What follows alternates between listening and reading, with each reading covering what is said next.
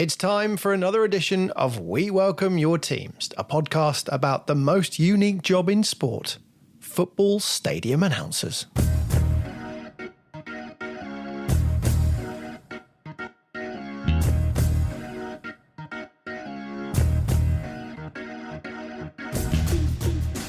He forgot to turn my mic down. Oh, no. And I said to him, Alex, I'm just going for a pee. I bought a baby monitor, and the end that goes in the cot, I put in front of the commentator, and I had the other end so I could listen to his commentary. Yeah, when the fixture list comes out in the middle of June, you look at it and you think, well, that's a start. It might as well just be written in pencil, mightn't it? You know what I mean? So I just, wish them all a safe journey home. And I said, and take that bell with you. For the big finals and the big, the Club World Cup finals, the FIFA World Cup finals, why don't we do the whole Michael Buffer thing? Why don't we put the bow tie on? No one's going to go, do you know what? He didn't tell me what the attendance was. You don't go to the cinema and the cinema manager comes out at the end and says, well, thank you very much indeed for watching Avengers Endgame, and there were 342 of you in the cinema this afternoon. I'm having this vision, Mark. You've obviously got to do your link. You've got to press eject. Keep it flowing, your link. Turn it round. Start it and then wait for Simply the Best to kick in. Is that how it was? Absolutely spot on. That's brilliant, that's Yes, this is the podcast about those people whose job it is to speak on the tannoy at football. We count ourselves as some of the luckiest people in the game, and on this podcast, talk about how we got the job, why we love doing it, and the moments we've been part of for our respective clubs. Some of them amazing, some historic, and some just downright embarrassing. From the plate-spinning DJ/presenters to the professional gobs on sticks, there are loads of stories to tell from years of being part of the British institution that is a football match day. It's a job full of pressure, quirks, laughs, and amazement, and there's a good chance we'll muse over the finer details of the job that no normal fan would know even existed until now. Brought to you alongside the team behind the best music on match days, Shoot Music, this is We Welcome Your Teams.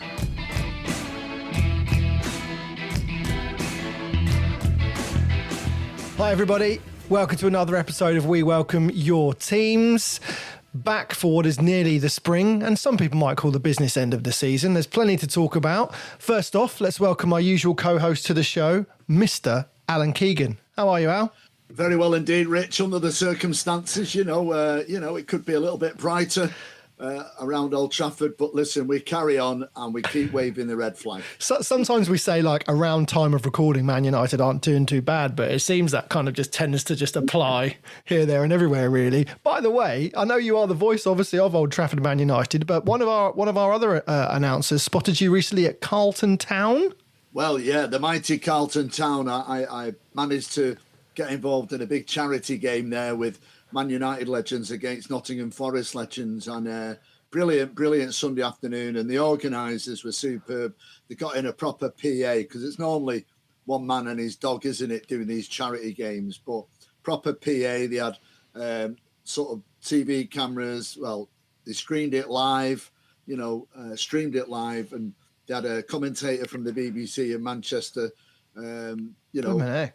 Yeah, it was a good gig, and they made £5,000 for the Rainbow Charity, which is based near Nottingham. So great afternoon, about 2,000 people at Carlton Football Club. I don't think they'd ever had that many before at a game. Good work. Well, I hope they laid out the red carpet for you. Well, listen. A good big PA system's enough. It's the equivalent, really, isn't it? Well, it was a pleasure to see so many goals, Rich, because I've not announced that many goals for, it must be years, so it was a pleasure to be there. And it was great fun. Great fun it was. Good. Yeah. Now, look, before we introduce our guest, I'm just going to drop a couple of shout outs to the announcer community as we know it. So first off, a big shout out to Gary McLean, the Plymouth Argyle announcer, who last month got to proudly announce their 1-0 win over Liverpool in the FA Cup, followed a few days later by a 5-1 win over Millwall. 6 goals in 2 games for the lad. He's had a wonderful day. I won't mention the 2 against West Brom the week before. Got to give a shout out to Rod Allsworth, announcer at Fleetwood Town, just surpassed his 500th game as announcer. Some achievement, Rod. Congratulations from all of us here on with the We Welcome Your Teams podcast. We've had him on. He's a great lad and told some great stories, including why they play Captain Pugwash as their goal music. Incredible. Congratulations, Rod. Should be naming a stand after you soon, shouldn't they? Rich Reynolds at Brighton, who was recently the subject of an interview by their official podcast, he had a sit down and a chat with club legend Glenn Murray, and it is a good listen, although obviously I'll have to say not as good as our episode with Rich, which was season 5, episode 1. There you go. And finally, Andy Stokes at Notts County for giving fellow announcer, this is brilliant, fellow announcer Mark Swindlehurst a shout out when he went to the game. And he said it's the first time he's ever had a shout out for him at a match. Have a listen. Right. Also, Glenn Cooper, happy 65th birthday today. Welcome to Meadow Lane and a warm welcome to Mark Swindlehurst, my stadium announcer counterpart from Morecambe. Interesting game, mate. We've got today. Very impressive, that was a great shout out, that. Absolutely fantastic. Properly, giving it all the details. So, that was when Morecambe played at Meadow Lane. What a wonderful day out for everyone involved. Shall we crack on with our guest then, Alan? Would you please introduce him? Richard, it gives me absolute pleasure to introduce our guest this evening because it is the voice of Brisbane Road, the one and only Mr. Barry Galvin from Leyton Orient. Yes, Nick. Yes, thank you very much, Alan. What an introduction. And have a listen to his walkout music, by the way. This, I think, is the best walkout music we've had this season.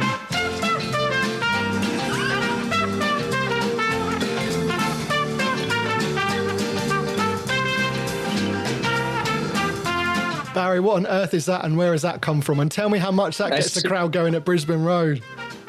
Well, it's kind of tongue-in-cheek, isn't it? It's so cheesy, it's good. It's Tijuana Sexy by Herb Alpert. A lot of you may or may not know. Very similar to it's a knockout music, actually. When that one's called Beanbag, isn't it? That's Herb Alpert as well. Yeah. It started playing in the 80s. People just loved it, attached to it.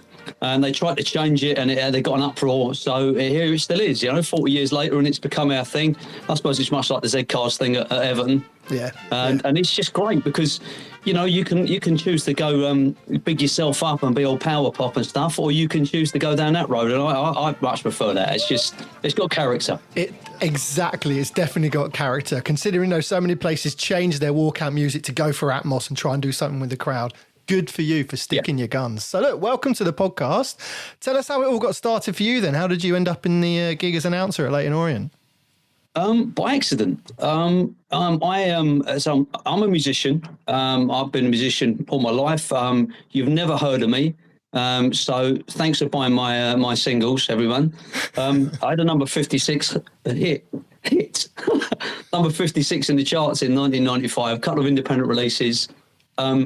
That said, when I got to know the commercial manager, I'm a fan, by the way. I'm from Hackney, born and bred, fan all my life. Got to know the commercial manager around 10 or 11 years ago. Just chatting to him, really. I think I'd ordered something that hadn't come into stock.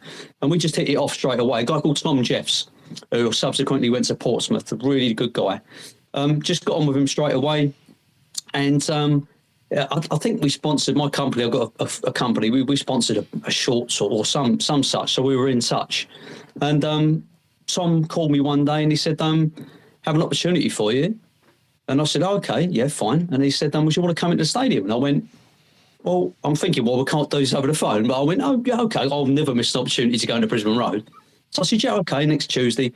So I went up to the second or third floor and sat me down, got a coffee. And he said, our stadium announcer? I said, yeah. He said, well, I think we're replacing him. Okay. And I'm thinking he's just chatting, just chatting. He said, so do you want to do it? And what? What do you want to do? What? He said, do you want to be the stadium announcer? I went, yeah. Why am I going to say no? And he said to me subsequently, is because he knew as a musician, I'd supplied him a couple of tracks to play. At the start of 13-14, Leyton Orient went 8 straight wins. We had the best record in Europe, 8 from 8, 24 points. It was the season we narrowly missed being promoted in the playoff final. And I sent him a track called Undefeated, which has nothing to do with football, but it was a song of mine. He played it over the PA, which I was very happy with. My son at the time was 14, thought that's all my dad's on the at Brisbane Road. And that's why he said he asked me, not only because he liked me, but also because he knew I wouldn't be worried about going out in front of audiences with a mic. And that's so, sometimes you put yourself forward accidentally and you get an opportunity. Absolutely. Just a reminder, when did that journey start? What year? That was 2013-14. He called me just before the playoff finals. So I was buzzing, thinking, well, this is going to be me next season. Of course, it all went rather downhill after the Italian takeover. So my friends used to joke, since you've been there, not doing so well. That was is it Francesco Bacchetti? We are not. Well, you can say that. It is the law in Leyton Orient. You do not mention his name. Okay, I'll do that on your behalf. But it's no more. He is no more. That's right. That is no more. He is no. The Italian is referred to, or Mr. B at best. And yeah, he's Voldemort. You do not mention his name. Okay, there you go. Well, he nearly killed the club 7 days away from administration. Right. Quite something. Yeah. Do you know the story, guys? I don't know if you do. No, we don't. I don't. Yeah, go on. Because obviously Nigel Travers is now running it, who was, I can't remember where he was now. I've read that somewhere. But yeah, he's sort of coming and taking Nigel over. Travis, Eagle Investments, a consortium led by Nigel, lifelong fan, Dunkin' Donuts CEO, lives in America, but a local lad, and said he would rescue the club if he needed to. He didn't want to do it, but he needed to do it. We were 7 days away from extinction, so he did, and thank God he did. The Italian run it into the ground over 3 years, a millionaire's plaything, done everything wrong. Just didn't pay people and I won't go into it because it'll be a hideous tale. But yeah, it was a very, very bad time for the club. We got relegated to the National League in the first time in 130 years. Now, we're not a big team, but we'd never been out of the professional ranks. And he managed to get us relegated from the brink of the championship, one penalty kick away from the championship to the National League in 3 seasons, which is some achievement, having spent a lot of money. Yeah. I never realised that at all, Barry. I never knew that was the seriousness of it all with your club. Forgive me, because I just didn't. No, why would you? It's yeah. You wouldn't know that necessarily unless you were following. We did make some headlines, and obviously we were at the EFL trying to save us. I mean, unfortunately, as you know, Bury went out of business. It does happen, and the due diligence should be stronger of the EFL. I don't know why they don't put a bond up. This is my bond. If things go wrong and I don't start paying them, please take the money from this bond. That would seem to be the obvious thing to me. Yeah. It's so you weren't on the mic though when that was happening, or were you? I was in the crowd at the playoff final. Yeah, 50,000 in the crowd. We were tuned up at half time, gentlemen, and we managed to mess it up. No one's ever done that before. And who was as that against? Against Rotherham, Steve Evans, which no one likes to lose to. And it was our ex-player Alex Ravel who scored the best goal of his life against us in about the 78th minute to take it to 2-2 from 2-0. And there were 50,000 people in the stadium, and Sky Sports decided to do a close-up of one lad crying, and that was my son. And his mates all, obviously he's 14 years old, his mates all call him the face of Orient despair. He's over it now. What is he now? Is he 20 odd? He's 25 now. Yeah. And he's over it. He's involved with the club now. Because they're a great family community club. An opportunity came up to chaperone the mascots with Rachel Matthews, who does it. And my lad takes the mascots around to meet the players in the tunnel and trots out of them. He loves it. He's going to Wrexham tomorrow night. He's crazy. Amazing. Wow. Were you was your previous announcer then doing that gig you get to do at Wembley for the playoff final? Did you see them doing that? Yeah. So I know Phil. I got to know Phil because as I was offered the gig, and then I received a phone call that he may be staying. I'm not sure the politics there, and I don't want to throw the guy under the bus. But no. I don't know what happened. But I was, as you can imagine, devastated because I thought I've told all my friends, and he said, "Well, no, it's okay. You can still get involved. You've done interviews before," and I said, "Yeah, of course I hadn't." not a chance. And he said, "Do you want to play Tijuana Taxi on the and be his be his assistant and do the interviews on the third floor, pre-match interviews?" I went, "Yeah, great, I'll do that." So I was sub for 4 years, from 2014 to 2018, and I used to do the ones that Phil didn't fancy. So he'd go, "Auto windscreens Tuesday night against Morecambe. Do you fancy it?" And I'll go, "Yeah, I love it." So I've got to be practicing. I might maybe done 2-3 a season. And then eventually when he departed, and again I won't go into how and why, but then I was off the main gig, which I gleefully accepted. Well, that's right. You've done your training, you've done your hard graft. You can't, you've done your apprenticeship. Yeah, exactly. You can't just come straight in and waltz in. Exactly. Yeah. So it's interesting. And have you had a chance to do Wembley since? Sorry, Alan. I had a chance. Unfortunately for me, yes, I did get to get my big head on that big screen, because we were in the FA Trophy final this season. We were National League champions. Justin Edinburgh, who you may recall got us promoted and sadly died 6 weeks later, which was absolutely devastating for the club. It took us, as a community, 2, 3, 4 years even to kind of get over it. It was amazingly devastating.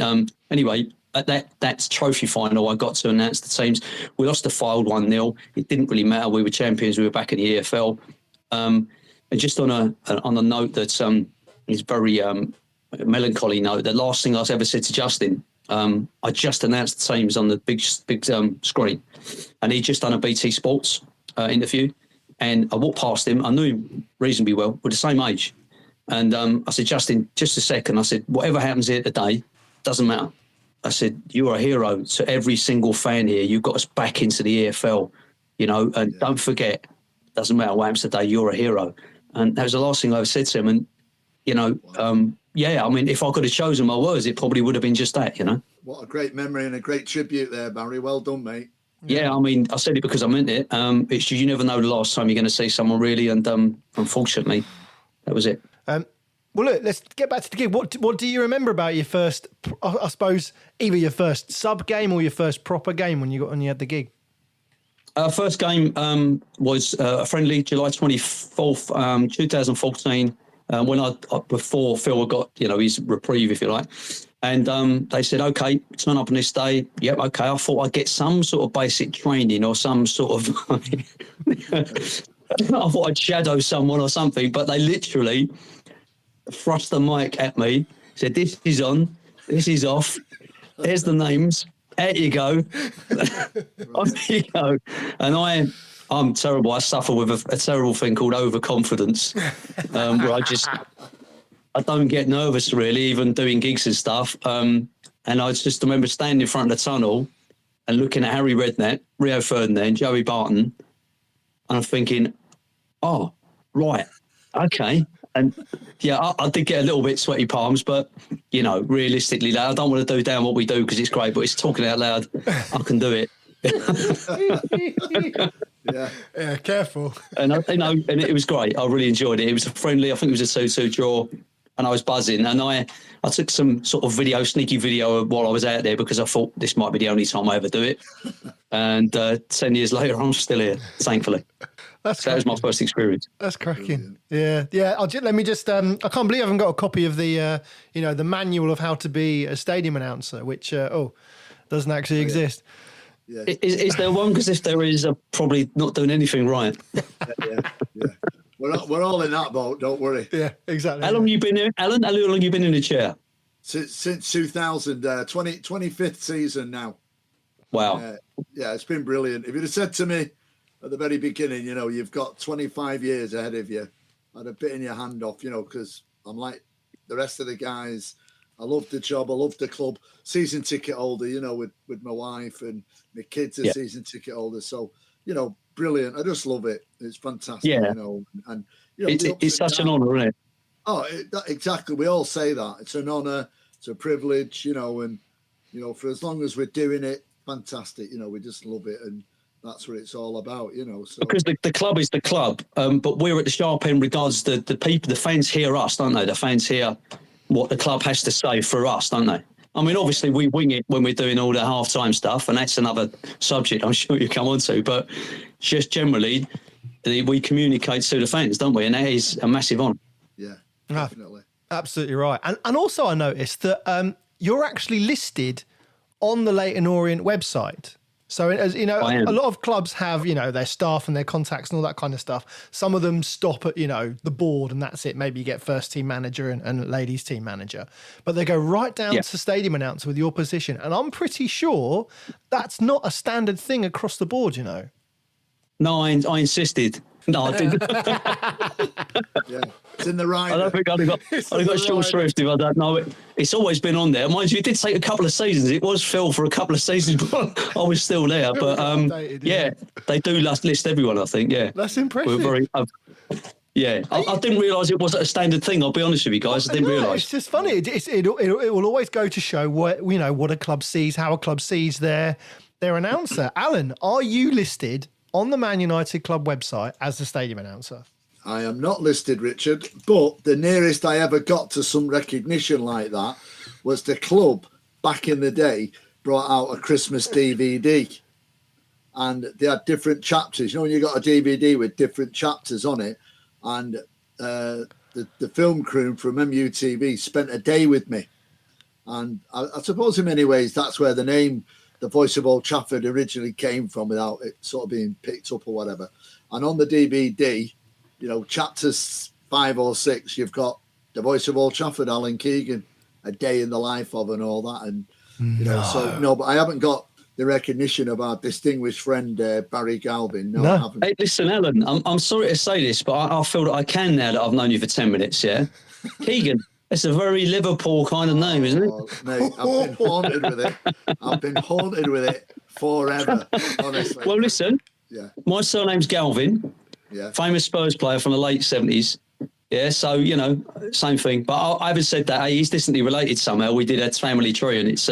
he's up north. He's from Huddersfield. Whereas I've tried in vain to prove that I'm related to Jeff Hurst in some way, and as much as I try, no chance. I'm not related to Kevin. But as good as Tony Galvin was, not quite the superstar that Kevin Keegan is. So I'm sure more people recognise that surname. Yeah, it'll come there, definitely. Yeah. Okay, it's back to the chat with our guests shortly, but first let's take a bit of time to tell you about why we love working with Shoot Music. They are the #1 music provider to the sport DJ community, and there's no point being a great announcer if there isn't great music to back you up on your match day. So, Shoot Music have a match day DJ service. You sign up for free and get new music sent straight to you. Because they know that stadium atmospheres need creating and curating, you'll get access to handy instrumental versions, crowd-pleasing remixes, and specialised DJ mixes straight to your inbox, ready for your next match day. So to sign up, email them info@shootmusic.co.uk. Feel free to let them know you heard about them here on the We Welcome Your Teams podcast. This month, the team have sent round some amazing tracks. Here are 3 of our favourites. First off, it's the latest single from Galvin. Their album Moments in Everglow is not dropping until April the 18th, but they've released this to get us nice and excited for it. They had Polarised out recently, which went very well. This new one from them is called Where My Heart Is. We love the vocal on this. Have a listen.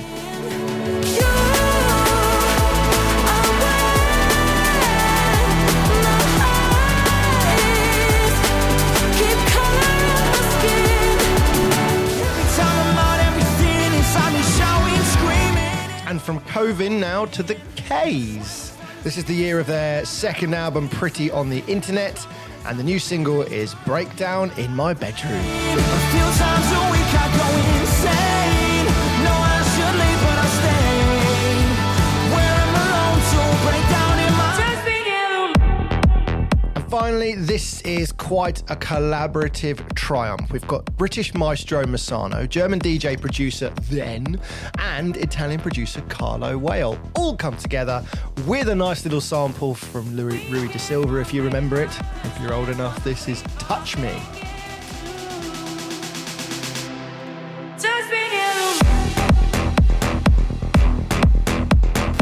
And there you have it. All tunes that were sent straight to our inbox just because we're signed up to Shoot Music's Matchday DJ service. Perfect for announcers looking for new tunes to add to their matchday playlist or recommendations to pass on to that person in charge of matchday music. Shoot will also support the great job announcers are doing with social media plugs and interviews with them as well. Plus, they're always looking for that next artist/club collaboration that could involve your team. And remember to see which tunes are doing the business at sports stadia around the world. Check out the Stadium Chart. There's a new one published every month. Okay, that's plenty for now about the great job Shoot Music do. Let's get you back to our guests with this episode of We Welcome Your Teams. Right, next thing we like to do, Baz, is get a bit technical. You probably noticed since you've joined the announcers WhatsApp group is that everybody likes to have a look at what everybody's got on them on a match day, on their, how they get their script, all that kind of stuff, what you're carrying. So let's talk a little bit about yours. So what's your setup at Orient on a match day? Who's working with you on providing the entertainment? On a match day, go to the first floor, which is our staff floor first, and acquire the scripts. The script is an outline. So the scripts will have pre-match ritual, what's to announce, welcome to the Galvin Group Stadium, the smoking reminders, the anti-racism and stuff like that. So that's pretty much standard. It'll also mention our sponsors. I'll mention the ball boys, ball girls, not the ball boys, the mascots, sometimes the flag bearers, anything that's particular to that game.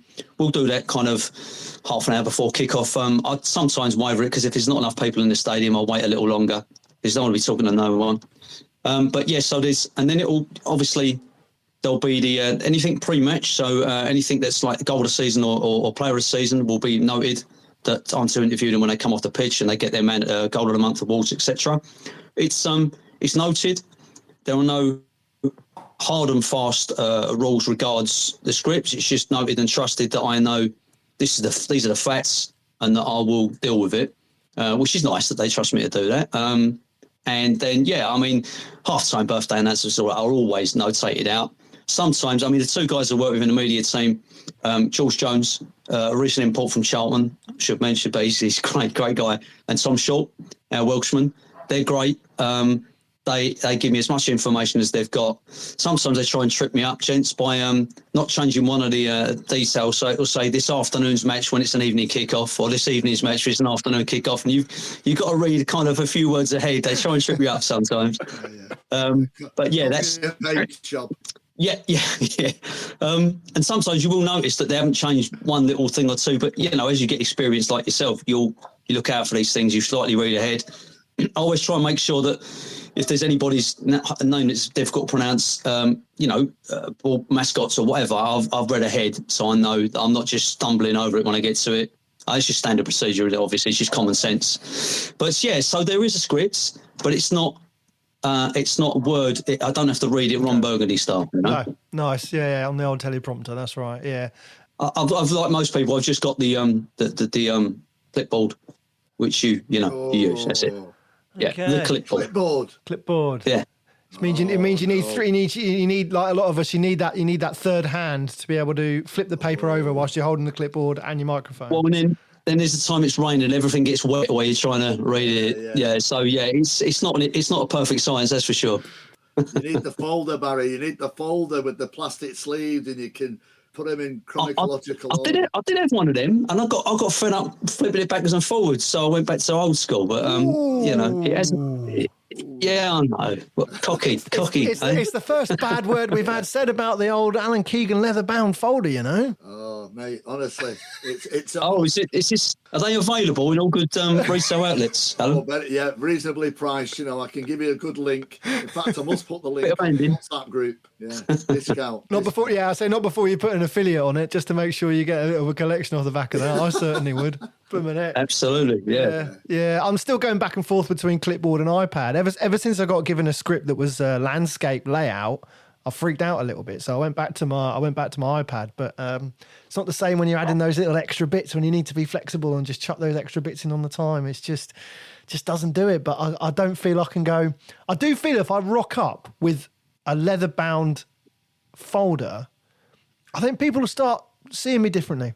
I think I'll start getting treated differently. Do you know what I mean? And I don't mean up in the restoration or down? Yeah, I don't know. What do you mean? I don't know. I think people might think I've got to be big for my boots if I start doing that, It's one thing, when you've got your own lectern like Alan has, then I can see, you're at that. Excellent. He's at that level. Wow. He's absolutely at Now that we're level. talking. Yeah, I mean, hats off.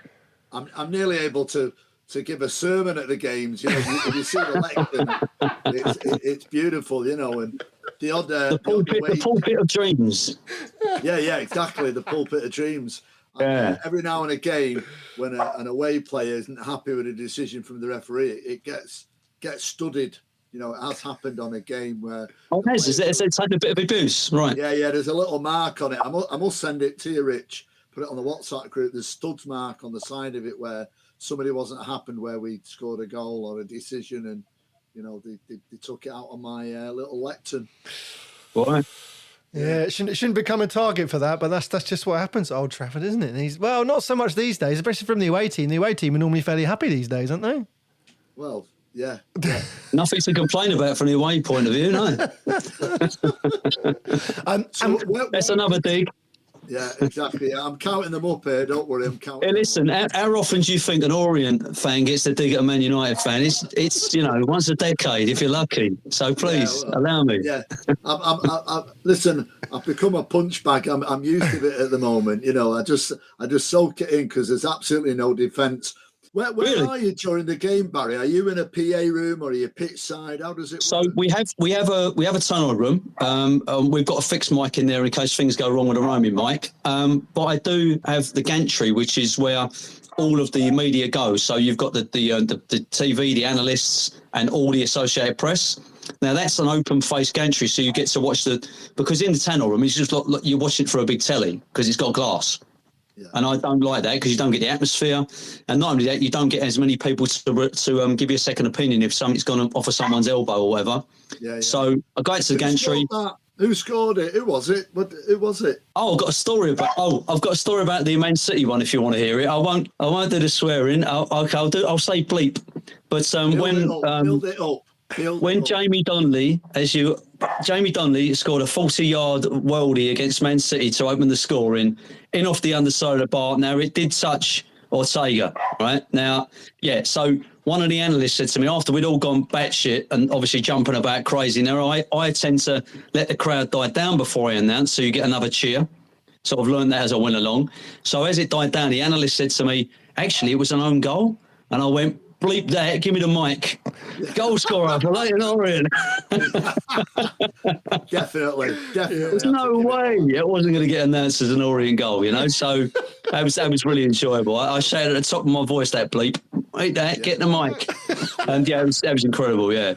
Loved it. That's something, isn't it, Blumenau? What a moment. You're not wrong. But as I say, like that analyst, so you've got several people there with playback. So if you are unsure, if you can wait 5 seconds, you generally will get a second view on the monitor of who may or may not have scored. So it's better to watch it from there. Plus the atmosphere, plus, it's just better. But I don't know if you know Brisbane Road, but it's quite a large building. So we're on the 5th floor. So it's quite an elevated position. Right. It's great because you can see how football should be played from up there. It's easy. But I would like it a bit lower if I were choosing. Okay. Is that just how does that affect when you've got to do your subs and all that kind of stuff and get that info up to where you're sitting to get it out? Where I'm in against you is pretty much right above the dugouts. So, you haven't got an obstructive view at all. It's just maybe because our 4th floor on our building, because Barry Hearn's very canny with his building this thing, the West End, is actually an NHS it's an NHS floor. So it's not to do with a football club, it's to do with physiotherapy. So that's not an Orient floor. So we have to go up and above that to get to the gantry. So I really wish we was on the 4th rather than the 5th. But it doesn't obstruct any view or anything to do with the job.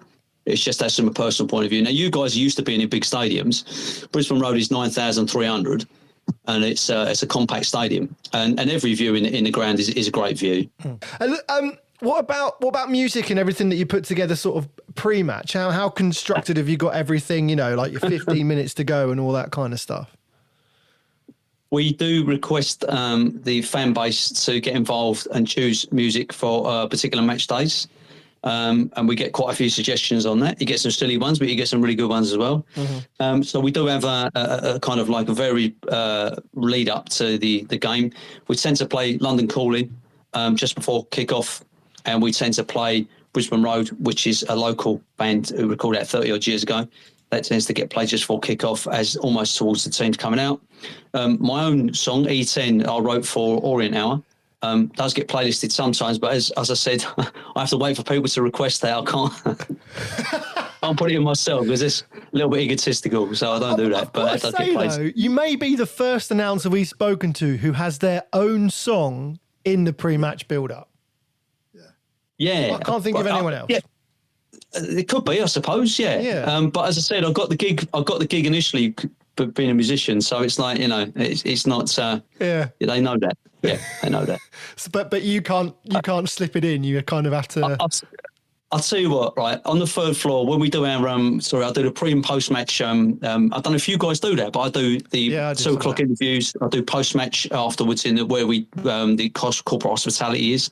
And that's just such a great vibe at Orient. It really is. And sometimes I'll get absolutely trolled. I'll get done because what they do, I don't know if you saw the wagon wheel thing. Did you see the wagon wheel thing when we won the league? No, what's that?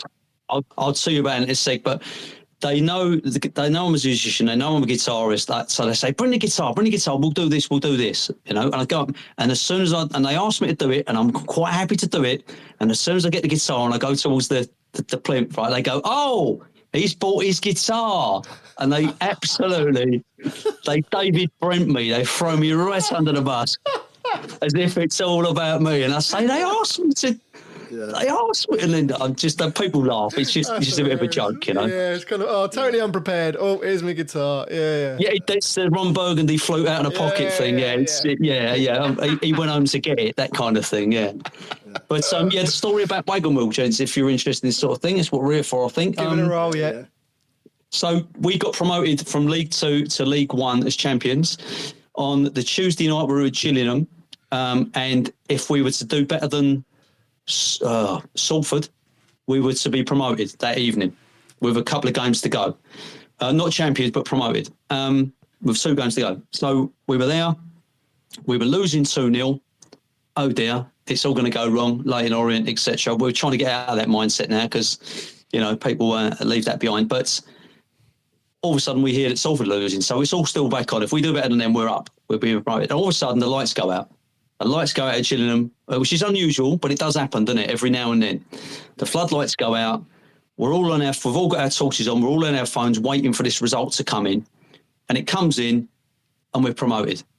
Bradford have beaten Salford and we're up.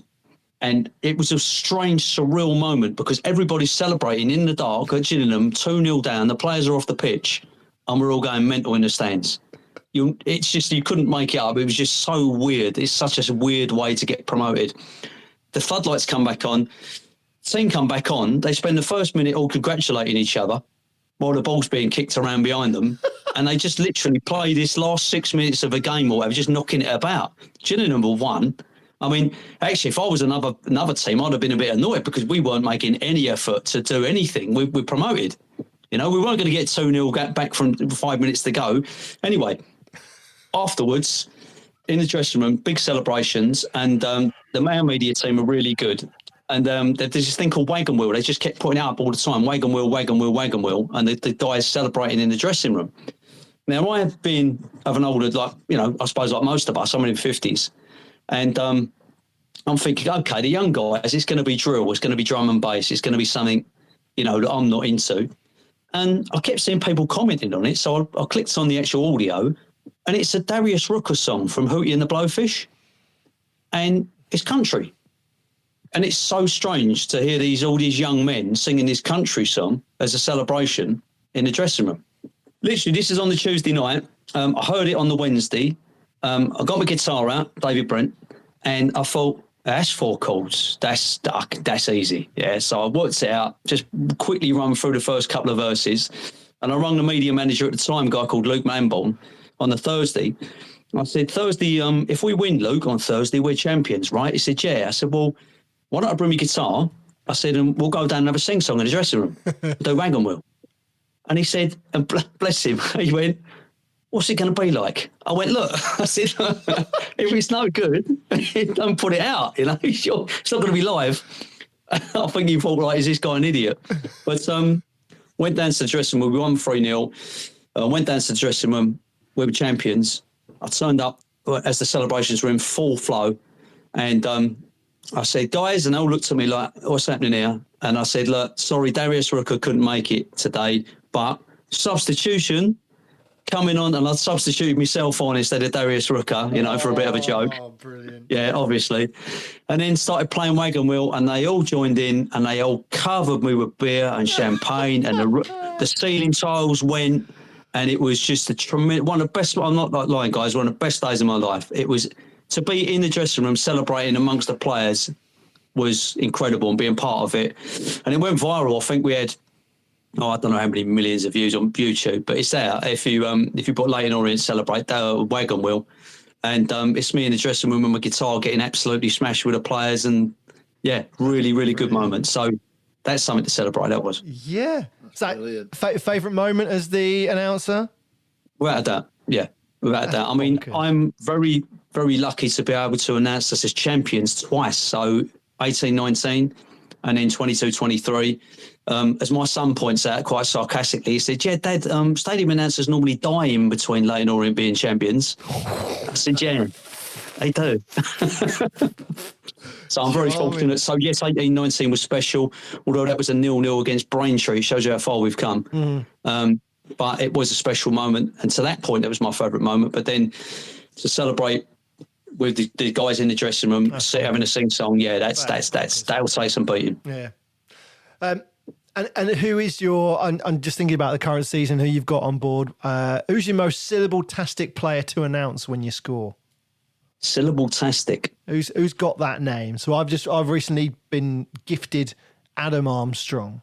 So an Adam Armstrong. So you mean it's a pleasure to... You just know that some names you can give it some and it will just work, and it's all down to the number of syllables in the name. Complete potluck. Sometimes you get a player score who's got a one-syllable name like Ahmad that Alan once had. Yeah, see, we're not that high up the pecking order, chaps, like your Championship and Alan's obviously Premier League, where we get players that have the one name, like Ronaldo. As normally called Tom Smith, but no, I think at the moment we've got Charlie Kelman, who, although he's a lone player from QPR, he's been with us for 2 whole seasons, and he feels like our player, and he's a great lad.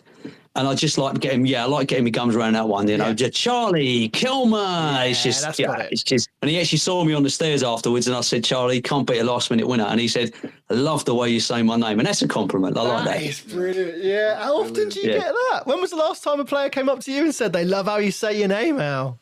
Well, yeah, I can't remember anybody ever saying it, actually. Yeah, it did. It's been a long time ago. I'm lucky. That's brilliant. We had something on the group recently just about players and their names, and it was Mark at Morecambe who whacked it on, actually. Did you see this? About players who are sponsored. So if their name's read out when they get subbed off, you have to mention their sponsor, potentially, as well as the sponsor of the name of the player who comes on. Now, that could get complicated. Just a little bit. Now, players getting sponsored like that tends to be, in our experience, a kind of maybe League 2, League 1 thing. Have you got anything there? Yeah, we have goal scorer sponsors. So one of my rituals is I get the team sheet and I go through all the sponsors and write their names beside the players, because you don't have to be looking them up in the programme. But yeah, it's only goal scorers. So our substitutions are sponsored. That's easy. It's just the one name you say, and then it's just once. Yeah. But then each player has a goal sponsor. Some of them are quite clunky.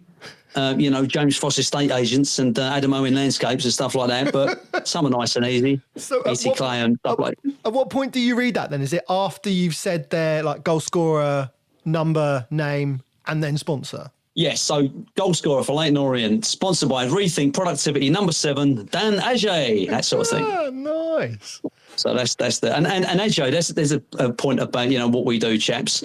His surname is Agyei. Okay, and I've heard it said 12 different ways, even by the manager and the director of football.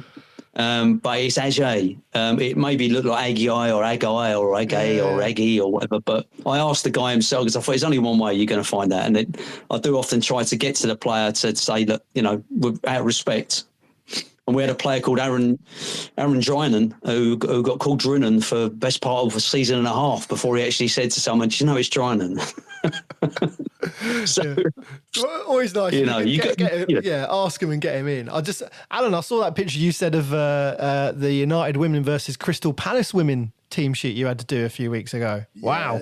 There was a few interesting ones on that, particularly the goalkeeper. They were testing me, but was one of them we got through it, being the professionals we are, because obviously with the women guys, they're not as at the forefront of TV exposure, etc., etc. It's getting better, and I love doing the United women games, but yeah, very, very challenging. But I managed to get over the line. A couple of other things. The first one for you, Alan. I think you'd like a bit of a wind up that I did on Man City a couple of weeks ago. Would you like to hear that? Oh, I'd love to hear that. Absolutely. I thought you might. So, Barry, keep them coming, mate. I went up to they've got a huge entourage, as you can imagine. But I went up to one of their analysts on the gantry and I said, "Can I have a couple of pronunciations, please?" And this guy, your new signing, he said, "It's Hace. Even though it's Reis, it's pronounced Hace." I said, "Oh, okay." So I wrote down Hace, crossed out, And I said, "This guy," and he said, "He's whatever he was, Kushinov." And I said, "Okay." And I said, "This guy here, please, how do you know pronounce his name?" And he looked at me, and you could see him thinking, "Is he?" And he went, "It's Ilkay Gundogan." And I went, "Who?"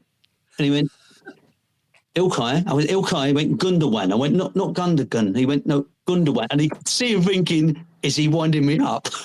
Which I was. Yeah. Oh, I said, I spelled it out in front of it, and I went, "Gundogan." Thank you. Oh, keep them coming, Barry. Just a look on his face was like, "Is he taking a mick? I'm not sure." So he had to go with it, Yeah. And my mate patted me on the back and he went, "Nicely done." Yeah, nicely done. Hey, you've got to take these opportunities when they present themselves. Well, when was I going to get an opportunity to wind them up? Again, so I thought I'd give it a little bit of, That's cracking. Is it Phil Foden? That's it. That's the vibe. That's the vibe. It's like going up to and this guy's called Cristiano Ron.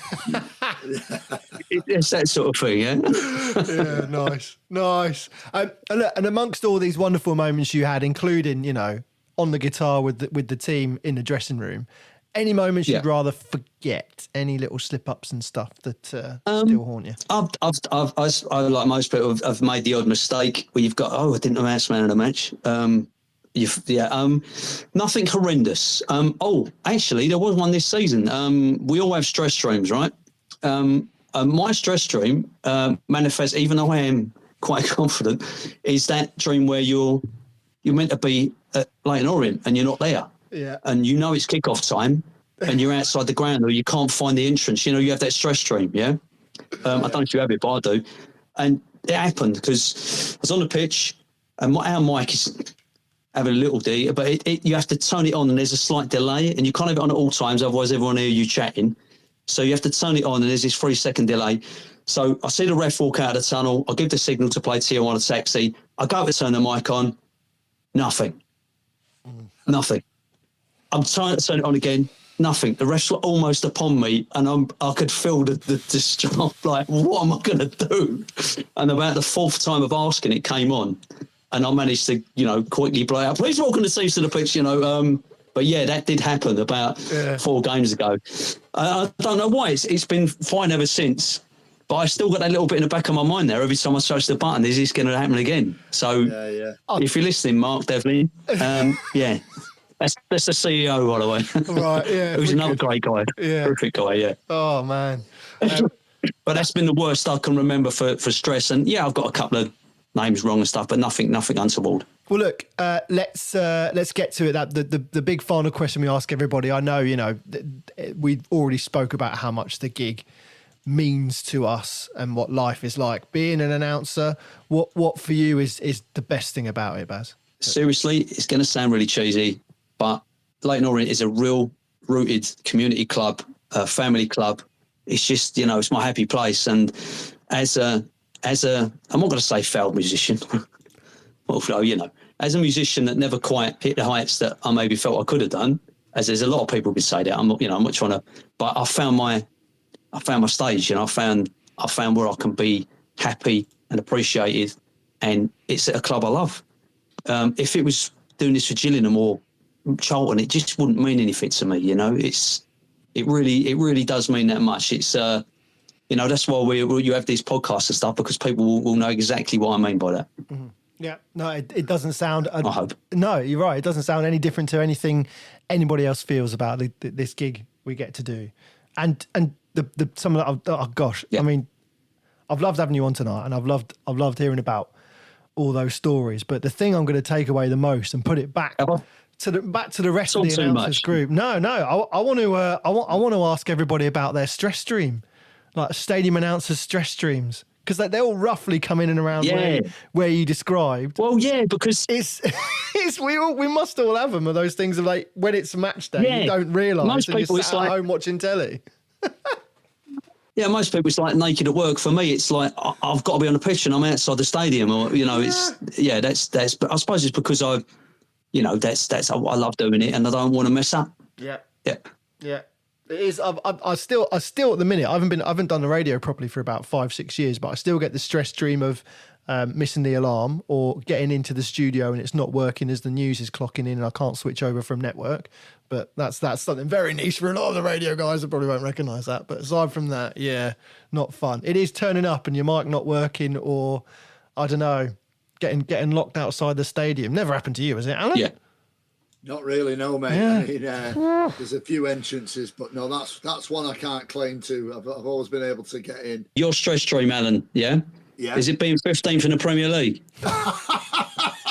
Oh, hey. He didn't start all that at the beginning, did he? He didn't. Right to the end. You know what? I hope you're going to get me after school. I hope County meet you in the playoffs, mate, and beat you.